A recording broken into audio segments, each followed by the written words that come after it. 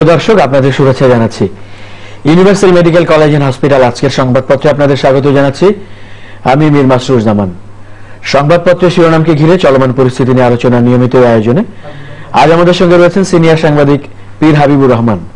আমরা আপনাকে স্বাগত জানাচ্ছি আমাদের মধ্যে। তো সংবাদপত্রের শিরোনামগুলো দেখে তারপর আলোচনা শুরু করছি। দৈনিক ইত্তেফাক, নাম চেয়ে 31 দলকে সার্চ কমিটির চিঠি, প্রসঙ্গ নির্বাচন কমিশন পুনর্গঠন। মানব জমিন, চেনা ছকে রাজনীতি, 7 মুসলিম দেশের নাগরিকদের যুক্তরাষ্ট্র প্রবেশে নিষেধাজ্ঞা। আমাদের সময়, রামপাল বিরোধীদের প্রধানমন্ত্রী, বাঘ নয় মানুষের ভালো মন্দ নিয়ে ভাবুন। সকালের খবর, রাষ্ট্রপতি প্রধানমন্ত্রীর কাছে ত্রুটিপূর্ণ ফাইল যাওয়া ঠেকাতে নির্দেশনা, ভুল হওয়া আমলাতন্ত্রের অদক্ষতার বহিঃপ্রকাশ। জয় জয় দিন, 5টি করে নাম চেয়েছে সার্চ কমিটি। আলোকিত বাংলাদেশ, জ্বালানি তেলের দাম অবশেষে কমছে। দৈনিক ইনকিলাব, রামপালে বিদ্যুৎ কেন্দ্র হলে সুন্দরবনের কোনো ক্ষতি হবে না, চট্টগ্রামে আইবির কনভেনশন উদ্বোধনকালে প্রধানমন্ত্রী। ভোরের কাগজ, শেয়ার বাজার চাঙ্গা, কারসাজির শঙ্কা। আমাদের অর্থনীতি, শুভ মৃত্যুর আবেদনকারীর পাশে অনেকেই। দৈনিক দিনকাল, স্বচ্ছতা ও জবাবদিহিতার অভাবে অর্থ জালিয়াতি হচ্ছে, রাষ্ট্রপতি। বণিক বার্তা, স্বার্থের সংঘাত, গ্রহণযোগ্যতা হারাচ্ছেন এফবিসিসিআই সভাপতি। দৈনিক সংগ্রাম, আবার সংঘাত আওয়ামী লীগের 2 গ্রুপে, জাজিরায় অর্ধশতাধিক ককটেল বিস্ফোরণ। দৈনিক করতোয়া, 10ম জাতীয় সংসদের 3 বছর পূর্ণ হচ্ছে আজ। The Independent, election commission reconstruction, parties urge to give names by January 31st। The Financial Express, life insurance management cost decline in 2016। সংবাদপত্রের শিরোনামগুলো আমরা দেখলাম। প্রধান শিরোনাম আসলে সার্চ কমিটির মাধ্যমে নির্বাচন কমিশন পুনর্গঠনের বিষয়টি। আমরা যেটি দেখেছি সেটি হচ্ছে যাদের সঙ্গে আলোচনা হয়েছিল মহামান্য রাষ্ট্রপতির, সেই 31টি রাজনৈতিক দলকে সার্চ কমিটি চিঠি দিয়েছে 31শে জানুয়ারির মধ্যে তাদের পক্ষ থেকে 5টি করে নাম প্রস্তাব করার জন্য। দেখেন, আমি সবসময় বলে আসছি, যখন সবাই বঙ্গবন্ধুর দিকে দৌড়াচ্ছেন প্রধান রাজনৈতিক বিরোধী দল, কার্যত বাংলাদেশের রাজনৈতিক ক্যানভাসের দিকে যদি তাকাই তাহলে 2টো রাজনৈতিক দল। একটা হল গিয়ে যে এই দেশে উপমহাদেশের অন্যতম ঐতিহ্যবাহী রাজনৈতিক দল আওয়ামী লীগ, তার তৃণমূল বিস্তৃত একটা রাজনৈতিক শক্তি রয়েছে, সে ক্ষমতায় আছে, তার একটা অতীত ইতিহাস, বর্ণাঢ্য অতীত রয়েছে, গৌরবময় অতীত রয়েছে, এবং এদেশের মুক্তিযুদ্ধের নেতৃত্ব দিচ্ছে আরেকটি রাজনৈতিক দল, গণতান্ত্রিকভাবে কয়েক দফা নির্বাচিত সরকার পরিচালনা করার দায়িত্ব পেয়েছে বিএনপি। বিএনপি সবসময় তাদের দাবি দেওয়া নিয়ে বঙ্গভবনের দিকে গেছে। আজকে রাষ্ট্রপতি অ্যাডভোকেট আব্দুল হামিদ অনেকটাই হিউমার সেন্স প্রখর একজন মানুষ, রাজনীতিবিদ, তার বর্ণাঢ্য একটা অতীত রয়েছে, রাজনীতির দীর্ঘ পথ, তৃণমূল থেকে তিনি উঠে এসেছেন। এবং তিনি বলেছিলেন যে আজকের বিএনপি নেত্রী বেগম খালেদাকে এর আগের বার যখন দেখা করেছিলেন যে আপনারা তো একটা জায়গায় একমত যে কতটা ক্ষমতা কমিয়ে দেওয়া যায় আমাদের, এই একটা জায়গায়। তো আমি সবসময় বলে আসছি যে বিএনপিকে আপনারা বঙ্গভবনের দিকে না তাকিয়ে গণভবনের দিকে তাকান, কারণ সংবিধান এবং সংসদীয় শাসন ব্যবস্থা, আজকের সংবিধান টোটাল ক্ষমতা, অ্যাবসলিউট ক্ষমতা প্রধানমন্ত্রীর কাছে দিয়েছে।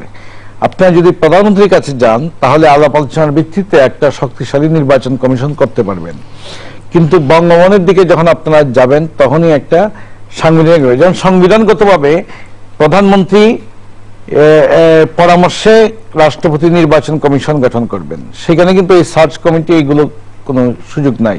যেহেতু 2012 সালের সার্চ কমিটির মাধ্যমে করা হয়েছে, আওয়ামী লীগ কিন্তু বারবার বলছিল 2012 সালের মধ্যে সার্চ কমিটির মাধ্যমে কিন্তু এবারও নির্বাচন কমিশন গঠন হবে। এখন একটি সার্চ কমিটি দেওয়া হয়েছে, তারা এগুলো রাজনৈতিক দলের সঙ্গে আলাপ আলোচনার পর। তার মানে কি? তার মানে বিএনপি সার্চ কমিটি গঠনের পরে তারা অসন্তোষ প্রকাশ করেছে, ক্ষোভ প্রকাশ করেছে, হতাশা ব্যক্ত করেছে, এবং কয়েকজনের ব্যাপারে তাদের যে অবজারভেশন, সেটাও তারা চিহ্নিত করেছে। এখন বিএনপি কেন করবে? আমরা কি জানি না সার্চ কমিটিতে কে কোন জায়গায় আসছেন?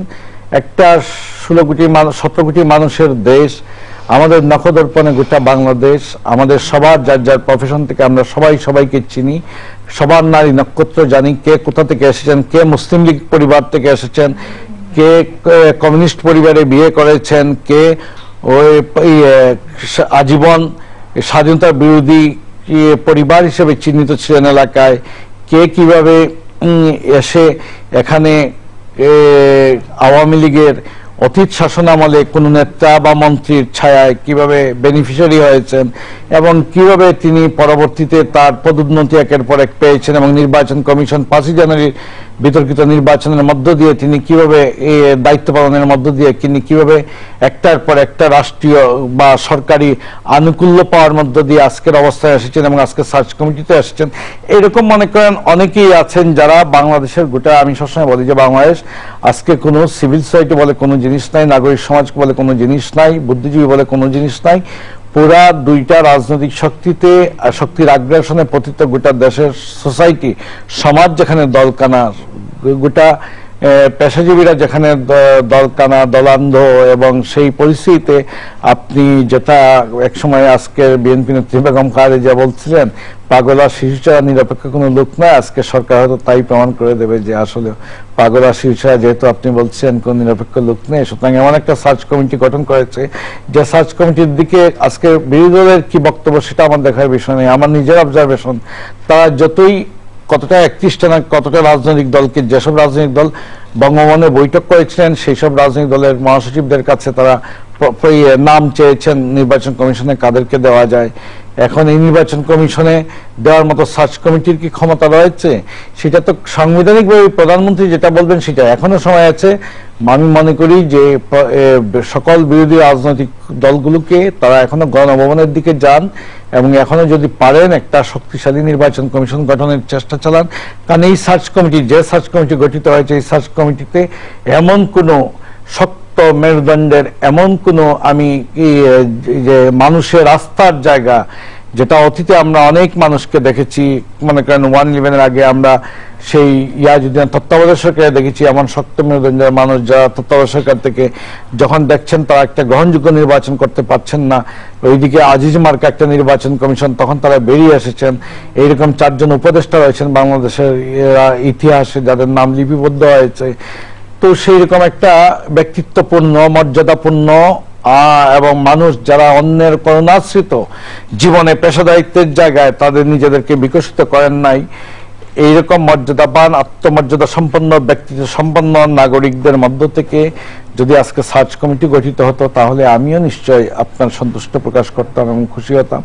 আজকে যে সার্চ কমিটি গঠিত হয়েছে এতে আমি আশঙ্কিত যে এই সার্চ কমিটি দিয়ে যদি একটা নির্বাচন কমিশন গঠিত হয় তাহলে বাংলাদেশের রাজনৈতিক ইতিহাসে এমন নির্বাচন কমিশন গঠিত হবে যেটা অতীতে কখনো হয় নাই। মানে সাদেক আলীর চেয়ে একটা অধম নির্বাচন কমিশন গঠিত হওয়ার সম্ভাবনা রয়েছে। সুতরাং এখনো সময় আছে, এখনো প্রধানমন্ত্রী পারেন এবং এই দেশের দেশ প্রতিষ্ঠা করেছেন বঙ্গবন্ধু কন্যা শেখ হাসিনা আজকের প্রধানমন্ত্রী। তিনি 35 বছরের রাজনৈতিক জীবন তার কুসুমাস্তীর্ণ নয়, কণ্টকাকীর্ণ এবং দীর্ঘ চড়াই উত্থান পতনের মধ্য দিয়ে তিনি এসেছেন এবং আওয়ামী লীগের নেতাকর্মীরা গণতন্ত্রের জন্য যে নির্যাতন, জেল জুলুম এবং আত্মাহুতি দানের যে উদাহরণ সৃষ্টি করেছে ইতিহাসে তারা অমর হয়ে রয়েছেন এবং এই রাজনৈতিক দলের নাম বাংলাদেশের ইতিহাসের সঙ্গে রন্ধ্রে রন্ধ্রে তার যুক্ত এবং এই রাজনৈতিক দলের এই সার্চ কমিটিতে আবার অংশগ্রহণমূলক পদ্ধতিতেই এই নির্বাচন কমিশনটি করতে যাচ্ছে, অর্থাৎ রাজনৈতিক দলগুলো যারা এটা নিয়ে কথা বলবে, যারা নিয়ে সন্তোষ জানাবে বা অসন্তোষ জানাবে তাদেরকে তো অন্তর্ভুক্ত করছে এই প্রক্রিয়ার ভেতরে। এই উদ্যোগটাকে আপনার কেমন মনে হচ্ছে, যেটা নিয়ে আমরা কথা বলছিলাম? আসলে এটাকে আমার কাছে সবসময় নাটক মনে হচ্ছে বাংলাদেশে। কারণ বাংলাদেশে যেখানে মনে করেন একটার পর একটা এই যে সংবিধান থেকে তত্ত্বাবধায়ক সরকার উঠিয়ে দেওয়ার মধ্য দিয়ে বিশেষ করে আজকের রাজনীতির মঞ্চে প্রধান বিরোধী দল বিএনপি তার যে রাজনৈতিক শক্তিক্ষয় ঘটেছে তাদের হঠকারী রাজনীতির মধ্য দিয়ে 5ই জানুয়ারি নির্বাচন তারা যদি যখন তাদের দাবি দেওয়া নির্দলীয় নিরপেক্ষ তত্ত্বাবধায়ক নির্বাচনের দাবি যখন তারা আদায় করতে পারেন নাই, তাদের বোঝা উচিত ছিল বিশ্ব রাজনীতির পরিস্থিতির প্রেক্ষাপট বদলে গেছে, আজকের বিশ্ব রাজনীতির প্রেক্ষাপট তাদের অনুকূলে নয়। সুতরাং তারা আন্দোলনের অংশ হিসেবে আওয়ামী লীগের কাছ থেকে শিক্ষা নিত। আওয়ামী লীগের দেশের রাজনৈতিক ইতিহাসে কোনদিন কোন নির্বাচন, কোন সামরিক জমানায় নির্বাচন, ইয়াহিয়া খানের অধীনের বঙ্গবন্ধু নেতৃত্বে 70-এর নির্বাচনে এক ব্যক্তি এক ভোট প্রথম এসেছে, সেইটা আদায় করার মধ্য দিয়ে তিনি নির্বাচন করেছেন এবং গোলপোস্টের সামনে যে জাল বিছিয়ে দিয়েছিল সেনা শাসকরা, সেটাকে ছিন্ন করে তিনি জনতার বিপ্লবী ব্যালট বিপ্লবে অভিষিক্ত হয়ে এসেছিলেন অবিসংবাদিত নেতা হিসেবে, এবং তিনি হয়েছিলেন স্বাধীনতার মহানায়ক, মুক্তিযুদ্ধের মহানায়ক, বাংলাদেশের স্থপতি। আপনি আরেকটি কথা যেটি বলছিলেন, 79 সালে আওয়ামী লীগ প্রথম বর্জন করেছিল এবং শেষ মুহূর্তে তারা নির্বাচনে অংশগ্রহণ করেছে। 39টি আসন নিয়ে সংসদে গেছে সেনা শাসক এরশাদের সংবিধানে। সেই সংবিধান ছিল পাতানো খেলার একটা সংসদ। এবং আমি বলি যে বাংলাদেশের রাজনীতি আজকে ইতিহাসে সেই প্রতিশোধ চলছে। 86 সালেও আওয়ামী লীগ কিন্তু 75টা 74টা আসন নিয়ে সংসদে গেছে এবং সেখানে কেন্দ্র দখল, মিডিয়া কু, ব্যালট বাক্স কেন্দ্র দখল, ব্যালট বাক্স ছিনতাই, অনেক ঘটনা ঘটেছে বাংলাদেশের রাজনীতি।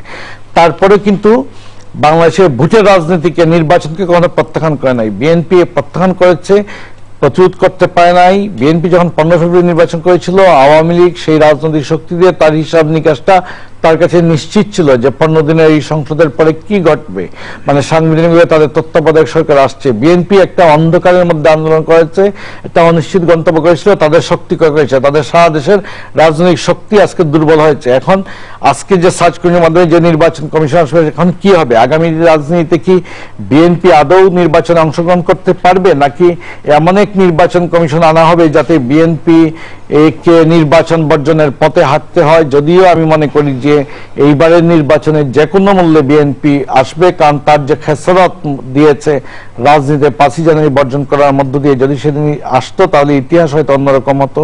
এবং পরবর্তীতে যেটা পেট্রোল বোমা রাজনীতি বা সহিংস হরতাল অবরোধের যে টানা একটা জনবিচ্ছিন্ন, কর্মী বিচ্ছিন্ন একটা রাজনীতি দিয়ে গোটা দেশের নেতা কর্মীদের তারা আজকে যে মামলার জালে বন্দী করেছে এবং শক্তিকর করেছে। আজকে শীতের মৌসুম এসেছে, শীত মানেই বাংলাদেশে টুকটাক আন্দোলন, রাজপথ একটু উত্তাপ ছড়ায়, রাজনীতির বিরুদ্ধে কর্মসূচি থাকে। আজকে শীতের পাখিরা এসে নামছে হাওর, বিল, বাওরে এবং জাহাঙ্গীরনগর বিশ্ববিদ্যালয়ের জলাশয়ে শীতের পাখিরা নামছে পরিবার পরিজন নিয়ে। নগরবাসী সেখানে উপভোগ করতে যাচ্ছেন, পাখি দর্শনে যাচ্ছেন, কিন্তু রাজপথে কোনো কর্মসূচি নেই। আজকে বিএনপি এখন নীরব নিথর যেন পঙ্গু হয়ে বসে আছে সরকারের দিকে তাকিয়ে। হয়তো শেষ পর্যন্ত নির্বাচন আসবে, কিন্তু সরকার যে রাজনীতি আজকে তার নিয়ন্ত্রণে যেভাবে টোটালি গেছে, সেই রকম একটা সার্চ কমিটি গঠন করাতে পেরেছে, যে সার্চ কমিটির প্রতি মানুষের এমন কোনো আস্থা থাকার কথা নয়, এদের প্রতি মানুষের এমন কোনো গভীর শ্রদ্ধাবোধ নেই, তারা এমন উচ্চমার্গীয় নাগরিক নন দেশের, এবং যে তারা সিভিল সোসাইটির সঙ্গে কথা বলবেন, সেখানে প্রফেসর রহমান সুবারির নাম নেই, সেখানে ব্যারিস্টার রফিকুল হকের নাম নেই, এরকম দেখতে পাচ্ছি যতটুকু পত্রিকায় দেখলাম। আমি জানি না তারপরে কি হবে, বলবেন কিনা, আর বললেই কি, তাদের ডাকলেই কি কি এসে যায়। সুতরাং এই সার্চ কমিটি যদি সার্চ করে যে নির্বাচন কমিশন নিয়ে আসবে, সেটি অতিশয় দুর্বল, সাদেক আলী মার্কা একটা নির্বাচন কমিশন গঠিত হবার আশঙ্কা রয়েছে। আমরা শিরোনামে দেখতে পাচ্ছি রামপাল বিদ্যুৎ কেন্দ্র পরিবেশ বান্ধব মাননীয় প্রধানমন্ত্রী শেখ হাসিনা বলেছেন চট্টগ্রামের এক অনুষ্ঠানে। তিনি আগেও যেমন বলেছিলেন যে আন্দোলনকারীদের উদ্দেশ্যে যে আপনারা সুন্দরবন দেখে আসুন, সে কথা তিনি আবারও বলেছেন। দেখেন, প্রধানমন্ত্রী কিন্তু রামপালের সরকার একটা মনে করেন যে আমাদের বিদ্যুৎ কেন্দ্র স্থাপন করছে, কয়লা ভিত্তিক বিদ্যুৎ কেন্দ্র। সেখানে প্রধানমন্ত্রী এর আগে গণভবনে যখন তিনি সংবাদ সম্মেলন করেছেন, প্রধানমন্ত্রী কিন্তু মিডিয়া বান্ধব এবং তিনি প্রশ্ন পছন্দ করেন। তিনি যখন সংবাদ সম্মেলন ডাকেন, তিনি আশা করেন যে প্রশ্ন আসবে। সেখানে আমাদের পেশাগত, যেটা আমি বলছিলাম আগে, যে আমরা দলকানা হয়ে গেছি সবাই, সেখানে সাংবাদিকতার পেশার যারা সিনিয়র সাংবাদিকরা, তারা অনেকেই এত তুষামদি, এত আনুগত্য, এত বেশি প্রশংসা স্তুতি বাক্য বলতে থাকেন, যেখানে প্রশ্ন হারিয়ে যায়। সেখানে তাদের তুষামদি সংস্কৃতির আস্ফালন সেখানে দৃশ্যপটে চলে আসে মানুষের সামনে, দেশের মানুষের সামনে। মানুষ বিস্মিত হয়, অবাক হয়, কিন্তু তারা লজ্জিত হন না, তাদের কোনো গ্লানি হয় না, এবং তারা তেলের নহর বইয়ে দেন। এবং সেখানে প্রধানমন্ত্রী কিন্তু কোয়েশ্চন চান বারবার, এবং প্রধানমন্ত্রী বলেছেন যে আন্দোলনও চলবে, রামপালও চলবে। তিনি তাদের বলেছেন যে আপনারা রামপাল দেখে আসুন গিয়ে। তারা কি জানেন? তিনি বলছেন যে পরিবেশের কোনো বিপর্যয় হবে না।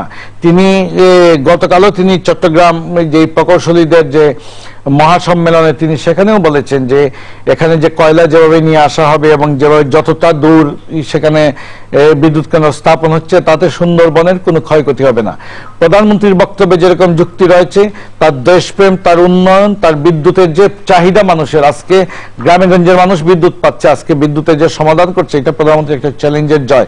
তিনি যখন কুইক রেন্টাল পদ্ধতিতে বিদ্যুৎ দিয়েছিলেন আমরা অনেকেই সমালোচনা করেছি, কিন্তু শেখ হাসিনার জয় হয়েছে। তিনি তার চ্যালেঞ্জে উত্তরণ ঘটিয়েছেন, তিনি তার সাফল্যের উত্তরণ ঘটিয়েছেন, দেশকে একটা উন্নয়নের মহাসড়কে নিয়ে যাচ্ছেন। যদিও আমরা বলি যে একটা টেকসই উন্নয়নের জন্য গণতন্ত্রের হচ্ছে সুশাসন হচ্ছে তার পূর্ব শর্ত, সুতরাং এখানে সুশাসন এবং গণতন্ত্র নিশ্চিত করা দরকার। কিন্তু প্রধানমন্ত্রী যে কথা বলছেন সেখানে আবার জাতীয় যেটা সম্পদ রক্ষা কমিটি, যেটা যারা আন্দোলন করলেন, হরতাল করলেন, তারা কিন্তু কিছু নিরীহ মানুষ, তারা অনেকটা আদর্শিক, এই হরতালে নেমেছিলেন আদর্শিক রাজনৈতিক ছাত্র সংগঠন নির্ভর কর্মীরা, এবং তাদেরও বক্তব্যের কিন্তু কিছু যুক্তি আছে, তারাও দেশপ্রেমিক, দেশকে তারা ভালোবাসেন। সুতরাং তাদের শক্তি এতটা তীব্র নয়, এতটা বড় নয়, এবং এমনকি বিএনপিও কিন্তু এই আন্দোলনের সঙ্গে যে সম্পৃক্ত হচ্ছে তা নয়। তার মানে কিন্তু তারপরেও যেটা ঘটেছে সেটা হলো গিয়ে যে একটা গণতান্ত্রিক সমাজে প্রধানমন্ত্রী যেটা গণমনে বলেছিলেন যে ওরা ওদের আন্দোলন করবে, আমাদের রামপাল বিদ্যুৎ কেন্দ্র স্থাপন হবে, সেটাই চলছিল। কিন্তু হঠাৎ করে উন্নাসিক পুলিশের একদল অতি উৎসাহী পুলিশের বেপরোয়া, যেটা আমরা বিএনপি জমানায় দেখেছিলাম, কোহিনুরদের যে আস্ফালন, বেপরোয়া, যেটা আওয়ামী লীগ অফিস দখল করে নেওয়া, সেখানে নির্বিচারে নেতা কর্মীদের লাঠিচার্জ করা, 14 দলের নেতাদের, আজকে অনেক মন্ত্রীদেরকে সেখানে লাঠি পেটা করে রাস্তায় ফেলে দেওয়া, তাদের কোনো রাজনৈতিক কর্মী সমাবেশ হতে না দেওয়া, হরতালে পিকেটারদের দাঁড়াতে না দেওয়া। অথচ এটা কোনো রাজনৈতিক দলেরও ছিল না, এটা কিছু নিরীহ ইয়েদের মানুষের একটা, সেখানে যেভাবে সাংবাদিকদের পিটিয়েছে, সাংবাদিক নেতাদের বা সিনিয়র সাংবাদিকদের অনেক লজ্জা পাওয়া উচিত, গ্লানি পাওয়া উচিত এবং অপরাধ প্রবণতায় ভোগা উচিত যে তারা যেভাবে দলকানা হয়েছেন, যখন যে সরকার আসে তাদের যে সাফাই গান, যেভাবে সন্তুষ্টির ডেকুর তুলেন, আজকে তারা তাদের অনুসারী কর্মীদেরকে, তারা সংবাদ কর্মীদের সম্ভ্রমের জীবনের নিরাপত্তা দিতে পারছেন না। এবং স্বরাষ্ট্রমন্ত্রী যেটা বলছিলেন যে এটা ধাক্কাধাক্কি, যেটা তিনি পরে সংশোধন করেছেন, আসলে তিনি যে প্রতিক্রিয়া সৃষ্টি হয়েছে সেখান থেকে তিনি সরে গিয়েছেন। কিন্তু ধাক্কাধাক্কি যদি বলতে হয়, স্বাধীন বাংলাদেশের পর থেকে, বঙ্গবন্ধু হত্যাকাণ্ডের পর যখন মার্শাল ল শাসন চালু হলো, তখন দেখা যাচ্ছে বঙ্গবন্ধুর স্বরাষ্ট্রমন্ত্রী ছিলেন টাঙ্গাইলের আব্দুল মান্নান, তিনি সেখানে সেনাশাসক জিয়াউর রহমানের আমলে তিনি রাজপথে লাঞ্ছিত হয়েছেন। জেনারেল জিয়াউর রহমানের স্বরাষ্ট্রমন্ত্রী ছিলেন মুস্তাফিজুর রহমান, তিনি পরবর্তীতে এরশাদ রহমানের লাঞ্ছিত হয়েছেন। এরশাদের স্বরাষ্ট্রমন্ত্রী ছিলেন জেনারেল মাহমুদুল হাসান, তিনি দেখা গেছে খাদিজার শাসনামলে লাঞ্ছিত হয়েছেন। বেগম খাদিজার স্বরাষ্ট্রমন্ত্রী ছিলেন আব্দুল মতিন চৌধুরী, তিনি দেখা গেছেন পরবর্তী আওয়ামী লীগ শাসনামলে রাজপথে পুলিশ দ্বারাই নির্যাতিত হয়েছেন, পুলিশ টেনে এসে জেলে নিয়েছে। তারপরে মনে করেন যে ছিলেন আওয়ামী লীগের স্বরাষ্ট্রমন্ত্রী মোহাম্মদ নাসিম, তাকে দেখা গেছে 2001 সালে 14 দলের নেতাদের সঙ্গে নির্বিচারে লাঠিপেটার শিকার হতে এবং পুলিশের হাতে লাঞ্ছিত হতে।